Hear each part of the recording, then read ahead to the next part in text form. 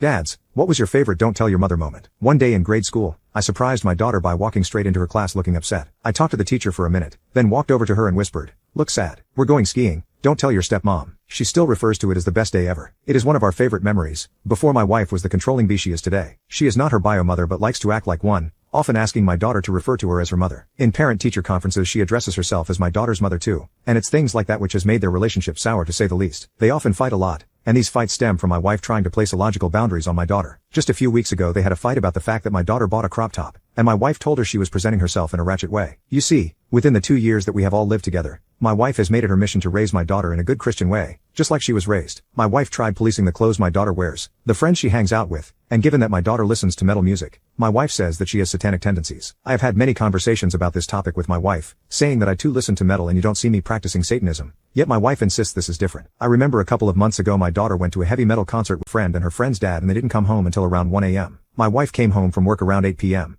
and by that time my daughter had already gone. After I told my wife what my daughter was up to, she completely flipped out, saying that my daughter was going to get hurt and that this behavior was unacceptable and very much grounds for being grounded. I told my wife there was no way I was grounding my daughter over this and my word is final. My wife went quiet for a second, before taking her keys and spontaneously deciding to drive to the concert to try to retrieve my daughter. But she was denied entry when she didn't have a ticket. She tried to buy one on the spot but they were all sold out. When she came home she and I had a huge argument and I put my foot down, saying if she says anything to my daughter when she gets home, we will be over. This made her listen, and she grit her teeth but didn't say anything to my daughter the next day. She did tell her to shut up however when my daughter was telling me how much fun she had last night. My wife and I talked that night and I mentioned to her that I was done with her controlling my daughter. She is not her mother and if she keeps this up I will put an end to our marriage. She ended up promising me that she would never again try to pull any controlling stuff. This promise of hers actually lasted, and I was very surprised to see that she was indeed following through with her word. That was until my daughter started planning a pool party for her sweet 16. We have a pool out back and my daughter's birthday is in the middle of July, and projected to be extremely hot. I thought it was a fun idea. The only person who of course did not approve was my wife. She tried to privately talk to me about how she thinks it's inappropriate for her and other girls her age to have a pool party and wear bikinis around grown people. I actually figured this to be a valid concern and told her that in that case we could make sure that no other parents are present. This was not enough for her however, as she later went behind my back and asked my daughter if she planned to invite any boys to her party. The thing is, my daughter actually had a crush on this guy in her class and planned to invite him, and when my wife found out about this she flipped out. Her and I had an argument one night about it, where she voiced her concerns about him being a creep who would definitely try rope someone. I told her she was completely out of line for this and if the first thing that she thought of when she pictured a 16-year-old boy was rope there was something seriously wrong with her. I gave her one final warning and told her to stay on the sidelines for both the planning and not to ruin the party when it does come. She agreed at the time, but in hindsight I should have been able to tell that her sure was just too sarcastic to fully believe. Anyway,